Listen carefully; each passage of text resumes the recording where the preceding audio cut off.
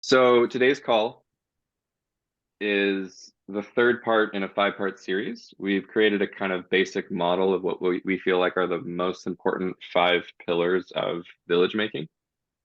Our first call was based on foundations, which was vision, values, purpose, and agreements, kind of really getting the foundation of why, what, how, and who the village will be. And then the second call, which we did last week, was about structures and systems, so governance models, financial models, and accountability models.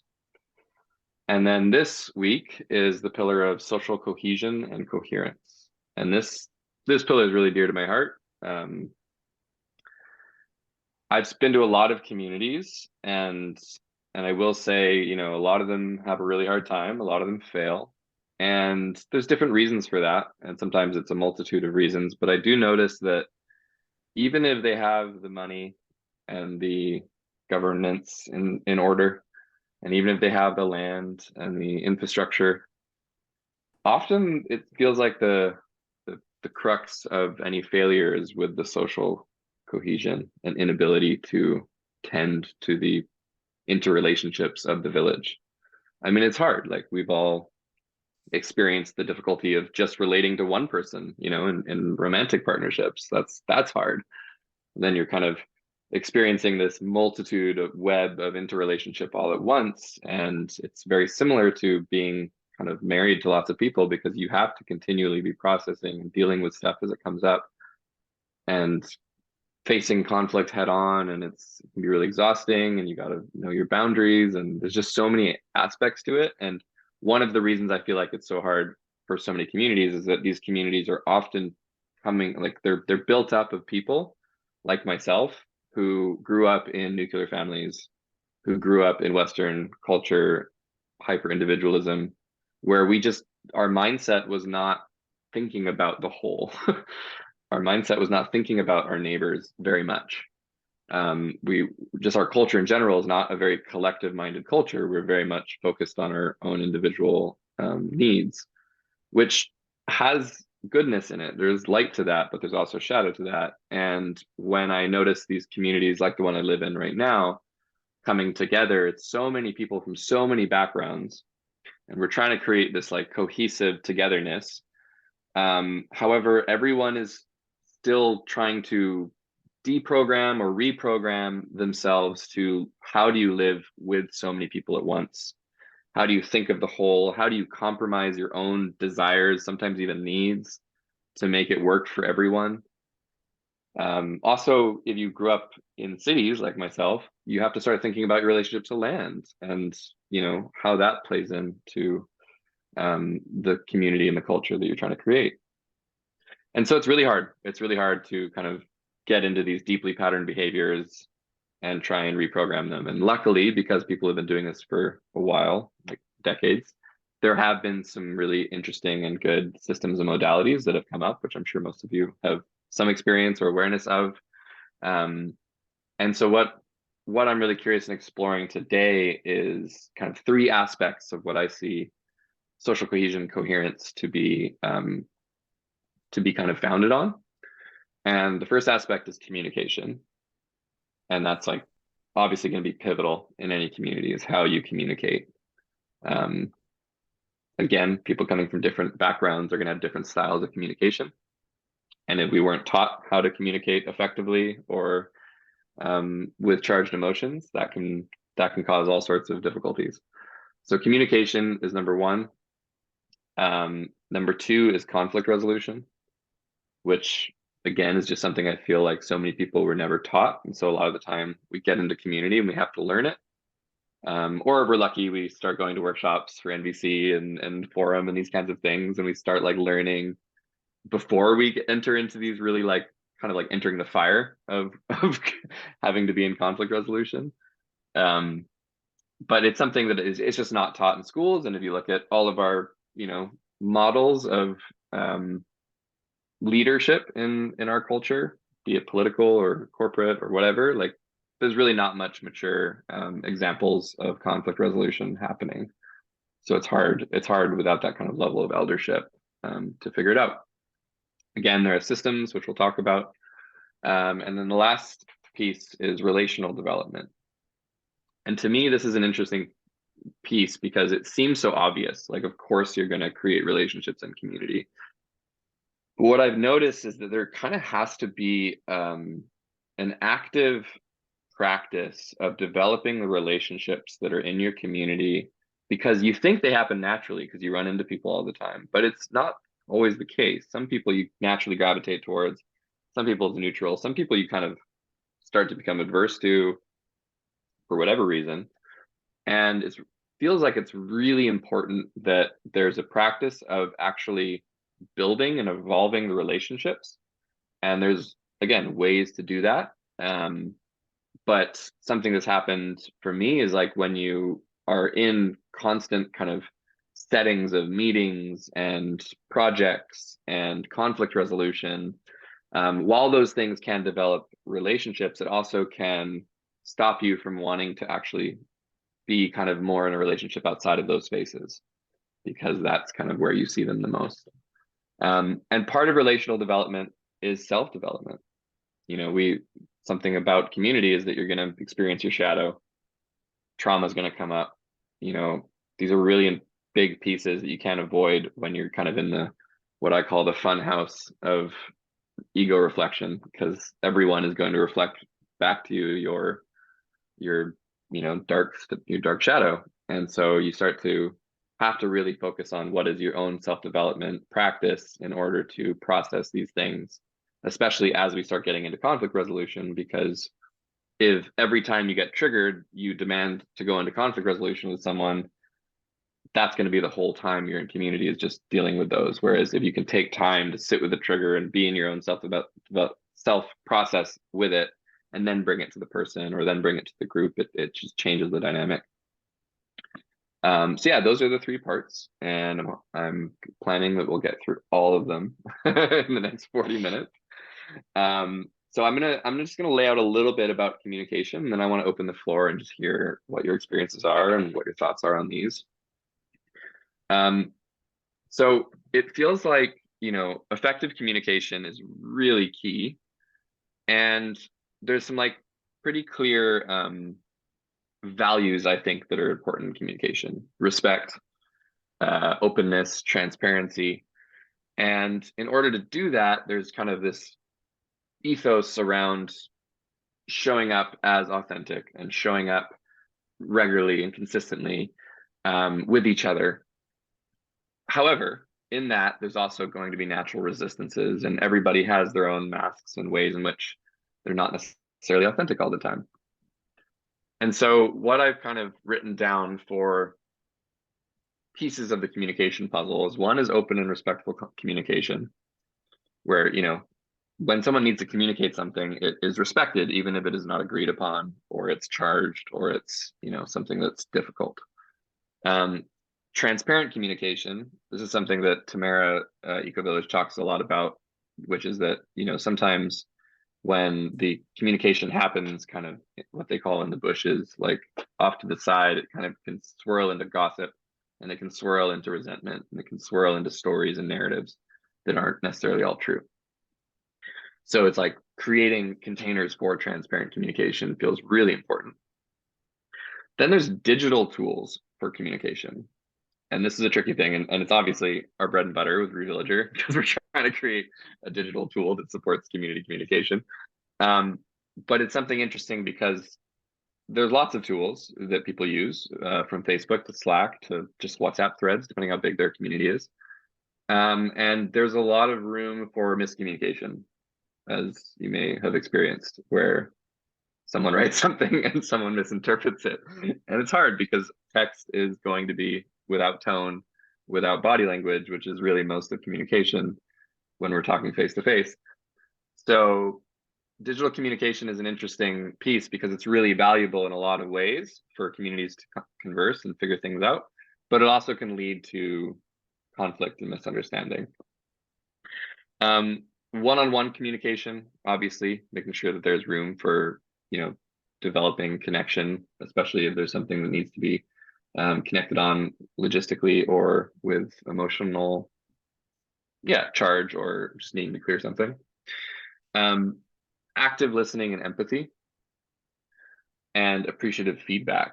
And so this kind of plays into nonviolent communication, which, as far as I can tell, NVC seems to be the most successful and widely used kind of modality for really successful or effective communication, especially in communities. I mean, it can be used in any communication between people, but it seems to be really powerful if it is used in communities. And it seems like some communities really take it as like, this is our modality that we're going to lean on when we're talking about things, especially in conflict, but maybe all the time.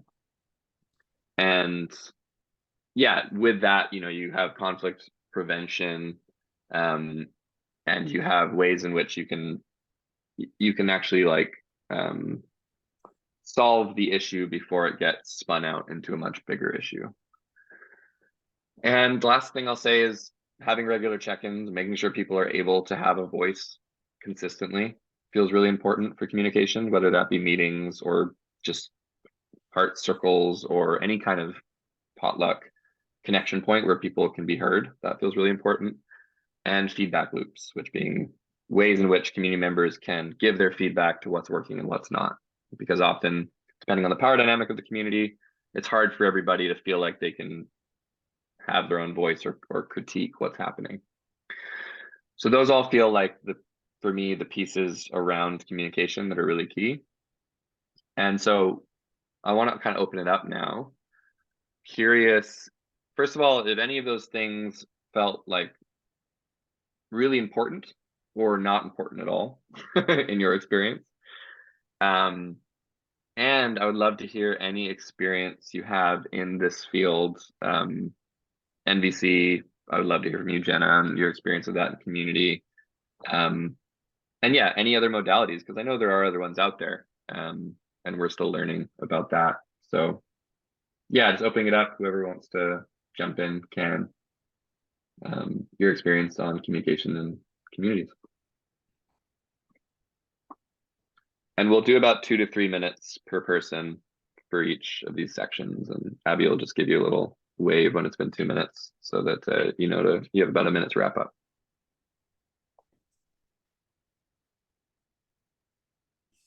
Well, I'm happy to jump in if I'm highly biased toward nonviolent communication, and it has gaps too. Like there's places where it doesn't work, which you've sort of addressed or mentioned, Jasper. When we get triggered, when we get into our reactive states and our nervous system states where we don't have access to all of our brains, we aren't able to do those practices. And so other things are needed. But as a basis, I think it's a really great practice. The other thing that I have liked around conflict systems is the restorative circle practices, which are founded out of nonviolent communication by a fellow in Brazil. And it's kind of restorative justice like, but so restorative circle, moving away from, which is NVC, but moving away from perpetrator and victim to actor and receiver, and creating equality and having systems to activate a restorative process. But this is about communication. I think various forms of communication are important. I think verbal is really important. In person is really important. But I think other channels, signage. I live on a farm that has a lot of people coming and going all the time. And it's simple things like what goes in the compost. It seems really simple, but it's but so having communication that people can just consume independent of anyone telling them something or being present to that communication. So that is simply really simple and seems important to me. And then having group chat threads that people are committed to monitoring so that there can be timely communication. We've actually got some that are like, we have a couple threads, and this one is just look at it whenever you have a chance. And this thread is actually needs response within 12 hours kind of thing, or needs a timely response, because people have different relationships with technology and desire to be connected to technology. So I really appreciate the sociocracy model of, that might be out of communication, but of dynamic governance, of when we're making requests to the group or when we're proposing something to the group as a way to get all voices heard. I've experienced that oftentimes there's one or two people that will dominate, and it's trickier to get the quieter voices in. And so having processes to help that happen Yeah, Right. Right. that's my 2 cents. Thanks. Appreciate that. And just out of curiosity, with Abundance Farm, is NVC considered kind of the template for how communication happens? Yeah, I'm the second NVC trainer to live on the land, and we do NVC refreshers with our community each year, and Mm, that is kind of the agreed upon. Most of the people mm, on the core team have some depth of experience with it. Yeah. amazing. Yeah, that's something I've been thinking about as a kind of prerequisite for entering our community, or when we're here, is to actually do workshops on NVC and Yeah. on sociocracy and like all of these pivotal pillars, like actually get everybody on the same page. I've worked with a community in Kamloops to do NVC workshops for them, and that is a criteria for them for Mm, joining their community. It's NVC, sociocracy, and permaculture, because they're very land-based in cool. permaculture. So yeah. Very cool. May I ask a question also? Mhm. Could you shortly describe how do you introduce people when a person joins a community? How do you introduce them to the techniques? Do you teach them how to speak, or do you have some course for them to go through? How does it generally work? Are you asking Jenna or are you asking me? Maybe Jenna, because she just replied. And I'm creating an online course right now over this winter. I'm actually going to create my intro course online. We, for our community, we gather at the beginning of every season, because we have a community agriculture program. We gather at the beginning of every season. Hopefully everyone shows up, and we do some connecting things, and we often do a little bit of grounding in NVC. And if you're going to be a core team member on the land, we don't have a lot of changeover in that, but I would imagine there would be requests to either have taken courses or be willing to take courses. Yeah. Or read the book. It's a great book. Yeah. Thank you for sharing. Nice. Acknowledging Hila and Mateus, who's about to enter. Hi, welcome. Yeah, anyone else on that topic? We're just talking about community communication styles and cohesion. Just want to apologize. It took me a while to get on the Zoom. So if you can just recap in 2 minutes, and then I'll just sit with it and yield to others. Thank you. Sure. Mateus, are you there? Yeah, sweet. Hello? Hello. Oh, okay, Welcome. it's working. Sorry I'm late about No, all this. good. It actually worked out really well with Hila coming in the exact same time. So I'm going to recap really quick what we've been talking about. Today's topic is social cohesion and coherence. And we're talking about how that relates in communities and how important it is to tend to the interrelationship of communities in different ways. One of the main ways we're doing that is through communication styles. We've been talking about NVC, different ways of holding communication in a community and different agreements around how to be in communication, both in person and digitally. And the next part is conflict resolution, which we're about to get into. And then the part after that will be relational development. So yeah, right now we're just kind of, I open the floor to hear about anyone's experience in community with communication, the good, the bad, the ugly, everything, and any styles in particular that worked really well. We just had Jenna speak to NBC. She's a trainer, so we covered that. But anything else that you feel has really worked or not worked in your experience? I can share a little bit about Talking Circle, perhaps. So a couple months ago, maybe 6 months ago now, there was a conflict that happened in the community.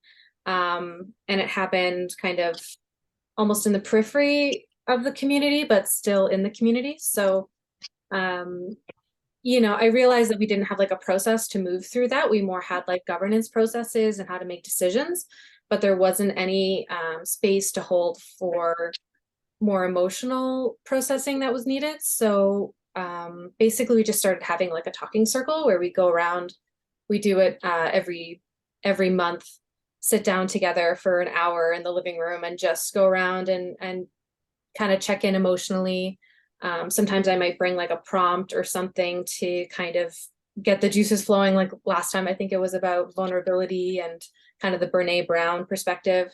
But just a way to start kind of having these conversations. And, you know, at the time where we were dealing with that conflict, it really helped us to process that by like checking in and seeing, you know, what I guess restorative repairs were needed, and then you know, how it was landing for each individual person, because when you live intimately with other people, you become much more sensitive to the way their actions affect others and yourself.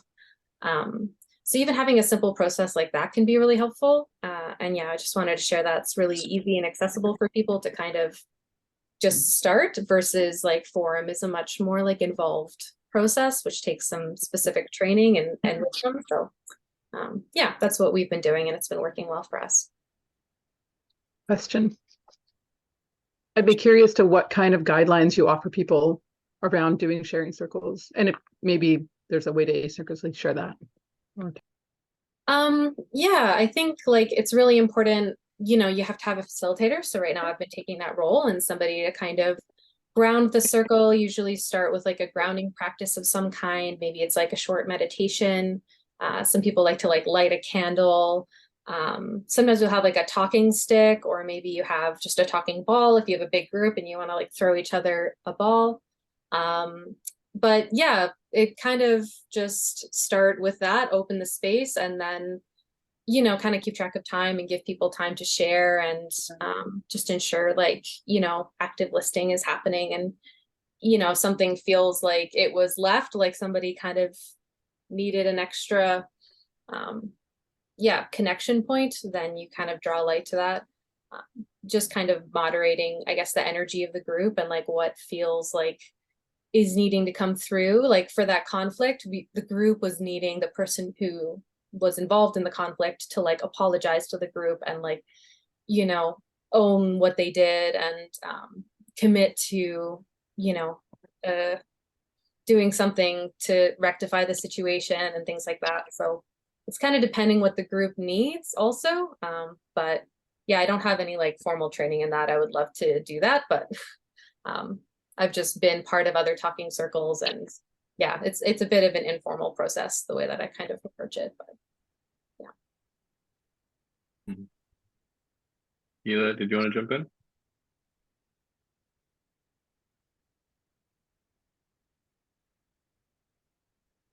Sorry, Jasper, what were you saying?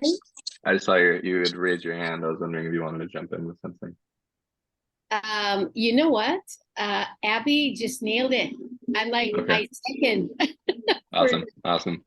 One thing that I do want to add, and it's kind of new for me to use that language, is like, as a facilitator, co-facilitator, taking turns, whichever way a community chooses to do, really important for me to anchor pure love, and in any way that we do that. So I guess you gave some example of how we can able to do that, but also really speak to that and anchor that. Do an invocation, I find, is very, very powerful, and deepening the safety and the beautiful container that the wisdom of the circle holds.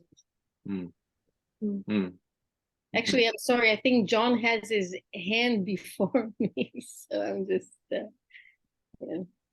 Thank you. John, has your hand up? I was just gonna mention what I've observed at the Llama Foundation. Every morning they have a meditation together. Mentioned that earlier, but they, after breakfast, you know, they dance and sing together a little bit and have a prayer.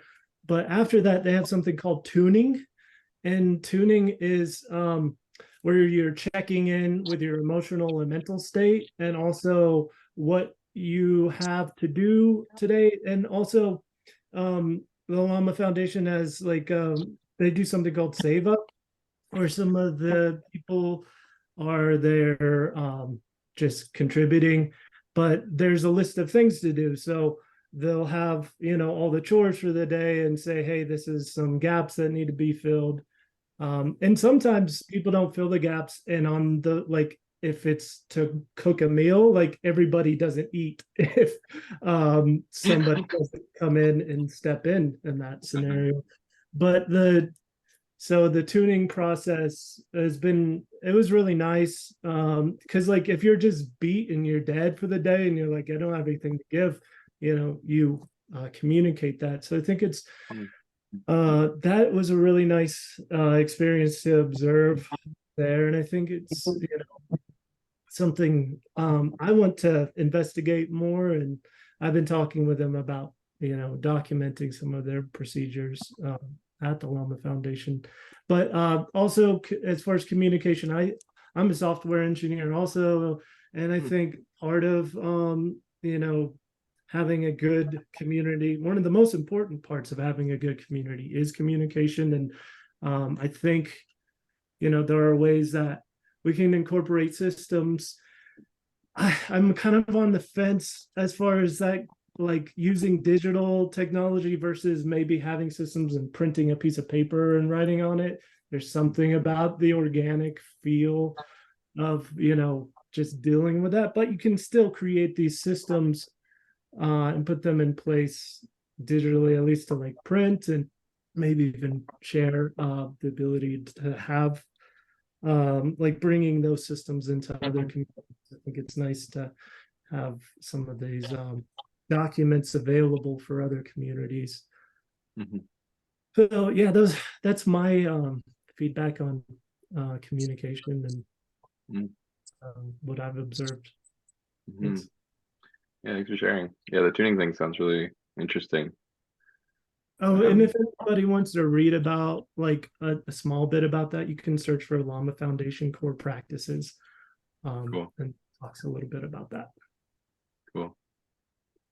Yeah, there's something like, and maybe, yeah, I don't know how you would solve for this unless you had something like that where every day you met up in the morning, but something around like getting a check on how people are doing.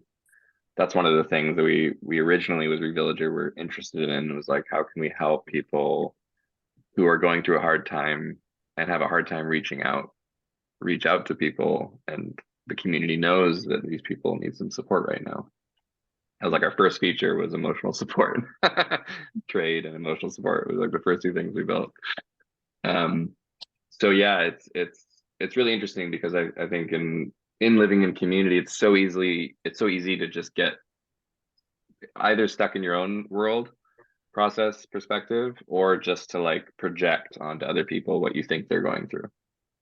And so actually getting a sense of where they're really at, and whether it be a talking circle or a tune in, like the rhythm of that feels important, because even once a month would be better than nothing. Once a week might be even better. Once every day, if it's possible. I mean, like in my community, that'd be really hard because we already have so many meetings. And that's like a tricky thing too, is finding the balance point between like enough communication but not too much communication. Because like we're, especially where people have to go out into the world to make their money and live their lives, and then they're coming back, it's not like the community is paying them to be there. It makes it hard because scheduling people to all be in the same place at the same time, and wanting to have the priorities there of like logistics, making sure conflict resolution happens if it's needed. But I really feel like the pulse of something like a tune-in is really important, or a sharing circle, and I think that's a really positive idea. Cool. Anyone else on the topic of communication before we move on? Yeah, Lisa. Actually, just what you were mentioning about the check-in, something that we do here that's super easy is we just have a board, like a community board, and we just write down like what our percentage is for the day. Like you get up in the morning and you feel like I've got 20% today, or I've got 80% today. You know who to call on if we need extra help in the garden, or if we need a task done with one of the boats or something like that. It's just you sort of then, and if somebody is like really low, then you know to check in on them. That's so cool. It's a super simple tool. And the other thing that was around communication, I think it's like being really clear ahead of time. It was like, if we bring something to the community, say like our latest thing here is we need a policy on what to do if we have a problem bear.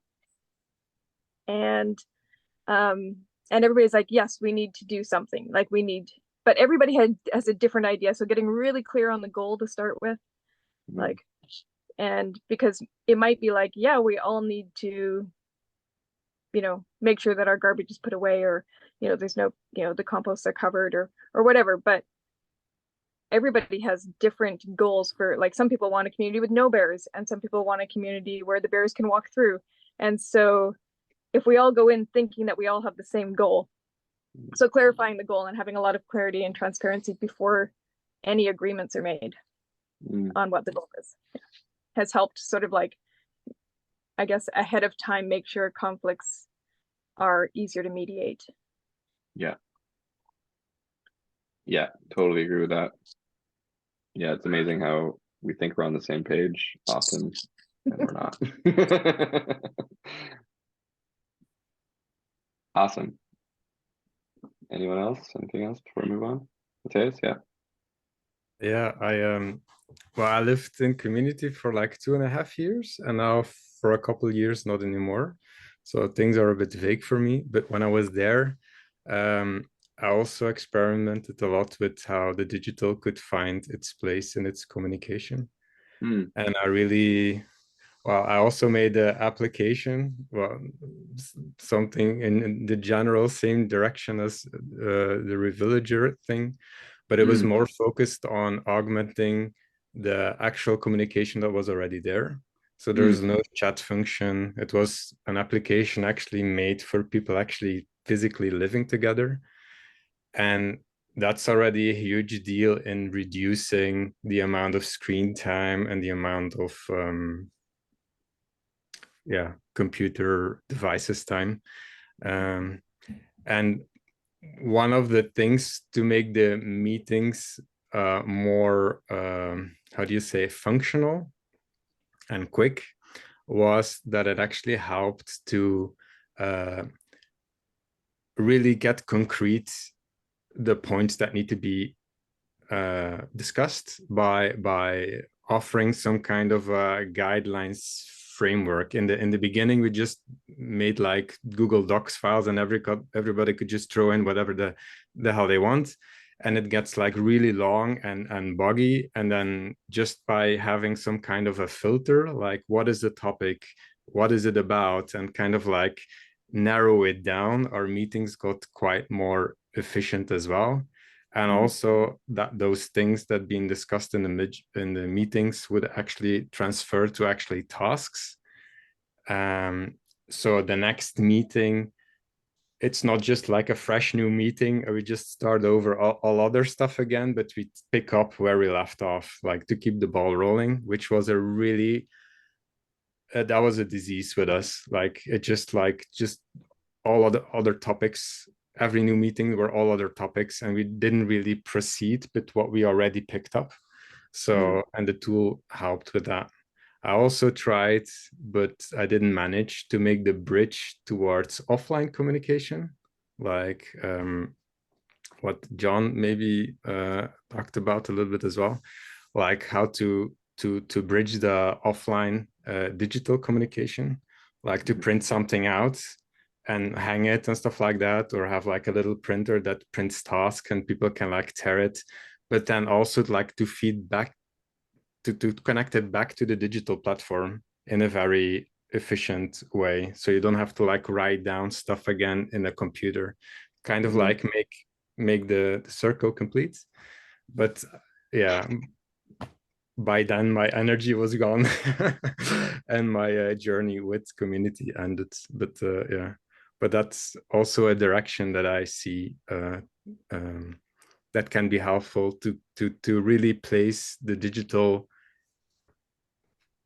nicely, like give it the right place and the right amount of how do you say appearance or focus. Yeah, sorry about my English, it's a bit rusty. Oh, good. Yeah, so great. Is there a name for such a practice, or is the application like public?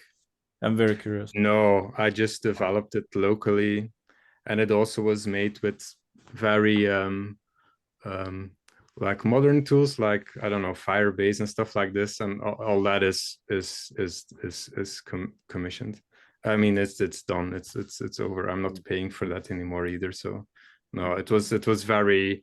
It was not like it was really tailored especially for that community, which I thought was like a big gift for the community to have like your personal developer tailoring tools especially for your community. But yeah. No, I don't. It's not live anymore. No. Cool. Well, thanks for sharing. We should definitely chat about. I'd love to hear more about that. Maybe in a one-on-one call about your application you made. It's definitely a really interesting subject, is how to bridge the digital and in person. And yeah, it's fascinating how different communities have different needs in that respect as well. Great. So it's already kind of started to merge into the conflict resolution piece. You know, it's pretty impossible for communication and conflict resolution to not merge somewhere. And so, you know, this is really about how do we address conflict? And, you know, people have already shared a few bits and pieces there, and I won't say too much, but a few of the things that I've, you know, experienced and learned: creating the safe space, the container where people can feel held, and within that space there's active listening, and that's in itself a practice, something some people never really tried. So that's like really important, to have the space where there's active listening. Generally having mediation or facilitator of some kind is really important. Focusing on needs and interests. I mean, that comes from NVC, like just really understanding what the unmet needs are, rather than making it a big story about you did this and I did that. And when the needs and requests are made, then it's like brainstorming solutions, figuring out, you know, how you're going to meet the needs. Restorative justice comes up a lot, for sure, especially in communities where there's people coming from different cultures and different identities. But just even in general, I mean, we live on unceded territory from the indigenous. You know, it's like there's just always going to be that piece in conflict. Time and patience, I've written down, because conflict is not something that generally gets solved quickly. It's really something that moves slow, and my wife always says, you know, we move at the pace of the slowest member. You know, like we've got to all like really temper ourselves and slow down. Learning from the conflicts is really important, so we're not just in a cycle of the same conflict repeating. Having really clear boundaries and agreements, and that kind of comes back to you know, our foundation of the community, what the agreements are, how we relate to each other, what the structures of decision making are, all of that stuff. And then having boundaries, and like one little example of boundary we have is, you know, if someone needs to come talk to you about a conflict, they have to ask you first if you're willing to talk to them in that moment, because it's very easy to just be like, hey, I'm feeling this thing, you need to talk to me.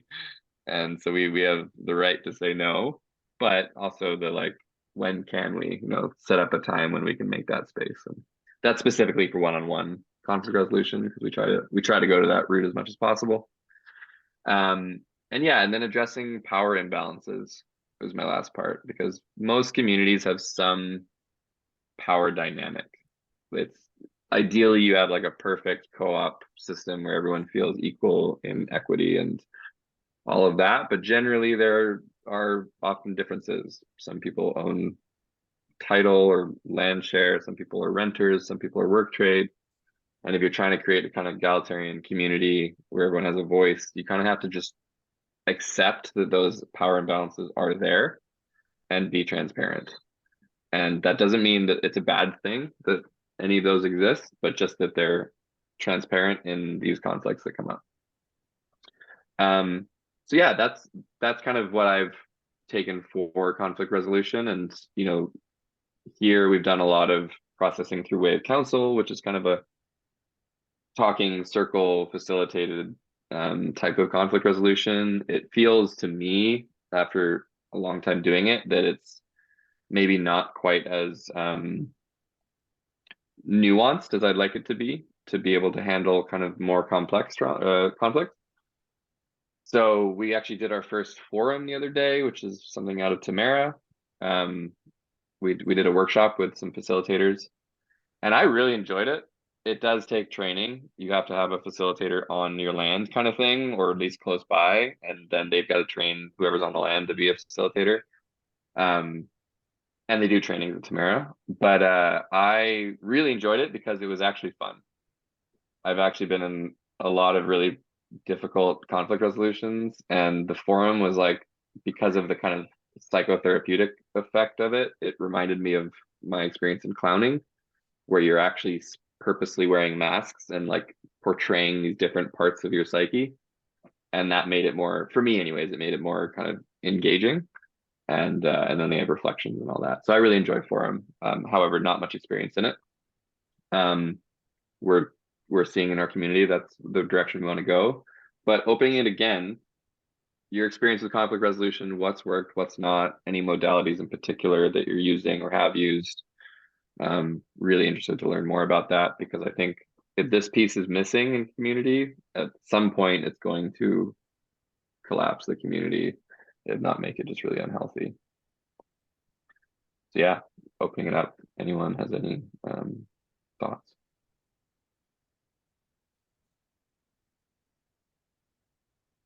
Or did I just cover it all? You did amazing. Yeah, actually, we use nonviolent communication as our foundation for, and we can do, you can request support and have mediated conversation, supported conversations, that sort of thing. But what I am missing here is some of what people have shared is like heart circles, and I have experienced forum-like things, and I'm really curious about your recent learnings about what about the way of counsel didn't lend itself, like what was missing there that the forum is giving you. I'd be really curious to know, because I'm just in the process of forming a proposal for some sort of heart share circles that might not be full forum, but yeah. There's more, any more you want to share about that? Yeah, so it's worked in a sense that, like, you know, there's it's been changing, but there's about 6 to 8 leadership circle at our community, and these are the landowners. And we do community circles that are with everybody, but in terms of like specific project management, we've been doing that with the owners. And yeah, a lot of conflict comes up, and we do this kind of heart share circle style, and it works really well in the sense of getting on this, like, active listening, getting to understand where someone's at, feeling heard. You know, these are all really important parts of it.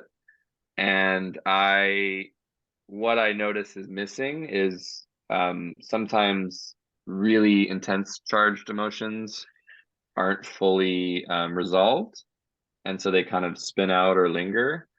And also sometimes the practicality of what to do next isn't clear.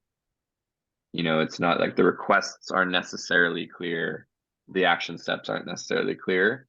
And I feel like sometimes we're repeating the same charges over and over again, and so something didn't actually change.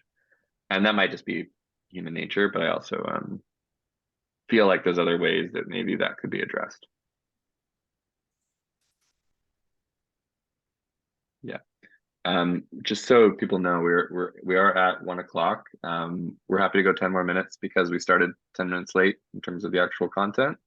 So if you're willing to stay, feel free to stay on for the last 10 minutes. But if not, no worries. You gonna take off, John? Okay, good to see you. Thanks for coming. I hope to join again next time. For sure. Thanks, guys. See you. See you. Interesting, you were 8, and it's the power of 8, also according to an octologue, and now we're 7. Still powerful. May I also add something to the communication? Maybe not so much to the conflict resolution right now, but it's also part of that. I think is I believe that some of the how would I say, like some small rituals of greeting people and saying like bye are also important. At least in the place where I was born, the local culture was that, at least for men, it was very common to shake hands when you meet your friend, and you always shake hands. And that is a sign that you actually see the person, you respect the person, and you come up. So that requires an action, that you stand up and give your hand, and that's a handshake. And you do it daily, and that's how you understand that everything is good with you. Because when, for example, people don't shake hands, then it was clear that there's some conflict going on that needs to be like resolved. And I believe that some small things, like synchronization things, some small rituals are like important in developing this good communication. So you don't necessarily need to ask separately that is everything good, but you kind of feel it because it's like on daily basis like that. Mm-hmm. And those like non-verbal ways of communicating and synchronizing as well, like eating together, Mm-hmm. like when you go into the rest and digest type of state. Mm-hmm. And that's one of the deepest things that you can actually do, is eating together, because it's existential. And if you feel safe and good and they enjoying the food, it's also communicating. Mm-hmm. And I think that also gets people on the similar wavelength, so to speak. Mm-hmm. Mm-hmm. So Mm-hmm. I believe that those are important, and maybe something can be taken from a culture that where you are in already, or maybe sometimes I even watched some movies where they had also villages, and there was sci-fi. I don't remember what was the name, but they were the topic was like there were lots of like African people, and there was sci-fi city in there, and they showed something like that when they met their tribe. It was a sign of respect, and I found it also like pretty beautiful in there. You're talking about Wakanda? Like the Maybe, yeah. Wakanda forever. Yeah, so it was beautiful. When you kind of feel the space, the emotional space, the body language is also rich. And I think in African countries, they have that dance aspect and things like that. And it's beautiful. It just like on top of the verbal things, it feels I think you start to feel like what it is to be in the tribe. Totally. Yeah, 100%. That's a big part. Having some idea of when conflict is present is important for sure. Otherwise, it can become kind of subtle, and you're kind of always wondering whether there is or not. I find that it's really important for people to be really direct. Hila, did you have something to share on this? One thing that was working for both the creative conscious community that I'm part of and also a freedom cell in Tuason is actually using two formats. So one is more so, we can call it social, like the forum, like gatherings, more of ceremonial sharing, going deeper as individuals in a community. And then another one was more so focused on what needs to be done and when. So more of a meeting, not as many people, because not many people in the community wanted to take leadership for different reasons. So the ones who could, then thanks to the bonding through the other type of circles, the work together was way more efficient. And those smaller meetings that were more so on a practical level, that also relates to the rest of the community, had a different style and structure to them. So that duality was working. When I say duality, I'm thinking left brain, right brain, masculine, feminine. So, and it's interesting to create the balance between the two and the harmony. So yes, that was working for us. Hmm. Yeah, thanks for sharing. There's definitely ways in which you can hybridize different models, and I like the piece around cultural development in that as well. And that kind of leads us into our last section, which is relational development. And both of the things that were just shared are very real in that, you know, how do we actually create meaningful relationships in communities?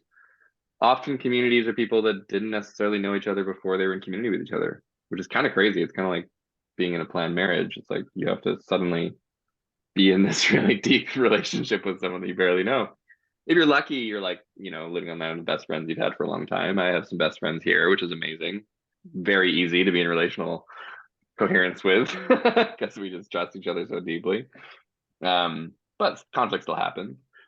And yeah, it's something that I've heard from a few of you is like having community gatherings. So not just like check-ins or containers, but like potlucks, you know, gathering over food, gathering for meditation, gathering for service or projects, gathering for yoga, gathering for music or events. I mean, gathering in any sense is really positive and powerful for relational development. Um, Community circles and check-ins, obviously, as well. Shared responsibilities, you know, being able to actually like support each other in taking care of the things that need to be taken care of, whether that be land work or cooking or anything. Empathy building feels really important, like really starting to understand where people are coming from, especially if they come from a different culture or a different background. I mean, it can be really hard to understand people that have a different life experience than yours. Creating support networks. So that could be buddy systems or mentorship programs where members can actually support each other, train each other, give each other their skills. That's something we're really curious about with reVillager, is how to like create more of a support network system between communities, skill sharing and such. Celebrating milestones. This is one that I think often gets left out, is like be happy and positive and celebrate when your community does something, you know, and when you actually make it to a year, like you have your anniversary, or you build a project, or you get through a big conflict. Like it's so easy to just like, okay, next thing, okay, next thing, okay, next thing, and you have your endless to-do list always. So it's like taking those moments to be like, hey, look what we did, you know, and celebrating yourself and celebrating the community. Embracing diversity, kind of like what I was saying with empathy. We're all different, so there's got to be ways in which you know, embrace and celebrate the different ways that people show up and are in community, and valuing the diversity that kind of enriches the social fabric. Having personal growth opportunities, so that could be workshops, classes, trainings on the land, you know, that support people to develop themselves and with each other. Creating a culture where vulnerability is seen as a strength, which I think for most communities that is the case, but in our bigger culture, it's certainly not. So making sure that people start to realize that vulnerability is actually a really important thing to develop and to feel trust in. And last but absolutely not least is just finding ways to cultivate trust. You know, how do we really trust each other? Because the fabric of the community really is only as strong as the trust levels. So that feels really important. And the last piece there, which I shared beforehand, is that any relational development requires self-development as well. So like any version, I mean, everyone can have their own version of it, but just making sure that people are really have some kind of practice, that they're taking care of themselves and that they're looking at, you know, their shadow and their growth. So that's kind of my thoughts on relational development. And we have 2 minutes left, but if anyone wants to jump in with some thoughts on what's been the best ways to develop relationships and community, or trust as a basic connection point.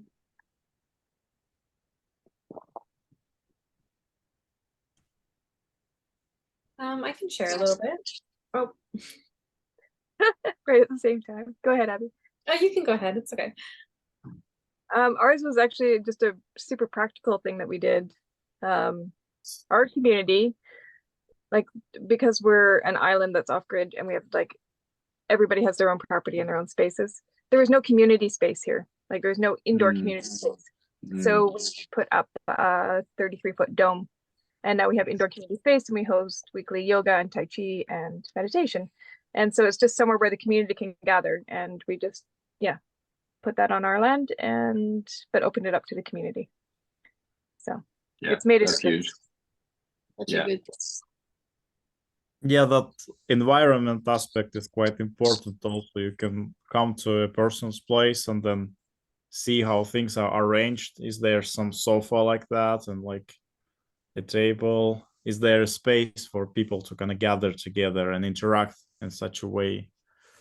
And I think that it's important to work with environment and to facilitate that. Round circle tables and stuff like that, something that people see each other and can talk at least properly. Absolutely. Hila? I think Abby was first. You can go ahead. Oh, yeah, Abby. Okay. Well, what comes to mind is remembering to be in the moment, because we can plan and have our own concepts and ideas and experience, but the moment shows up some things that perhaps our mind could not have planned or prepared for. So be creative and attuned and spontaneous and in acceptance of what shows up, and work with that, just like a warrior, you work with the energy for the good of all. That to me is my own bottom line as a facilitator. Yeah, thanks. Abby, you want to share?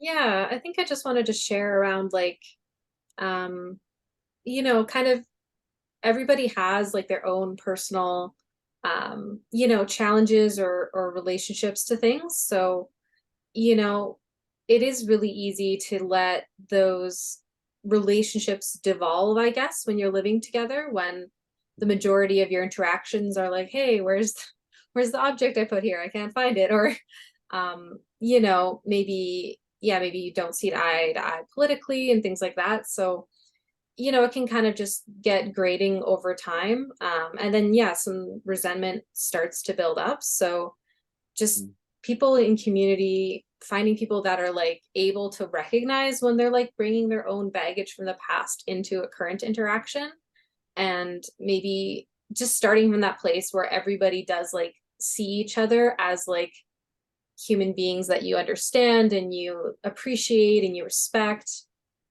Because if someone's in your space consistently, but they don't hold the same values that you have, or like the values that you share is what makes the communication possible, because then even if you have a conflict with somebody, at the end of the day, they have the same values as you, at least in these fundamental ways. So you can just talk from that place, and hopefully they'll be able to hear you because they're in that state as well, versus maybe you're in a workplace or something and you try to communicate, but you're around people who don't share your values, and it's hard sometimes to get on the same page and move through conflict when it doesn't feel like you can kind of hear each other in that way. So I think the other topics that we've kind of covered throughout these past weeks really help to build like what communication in a community is really built upon all those things already being established, so that the communication can flow.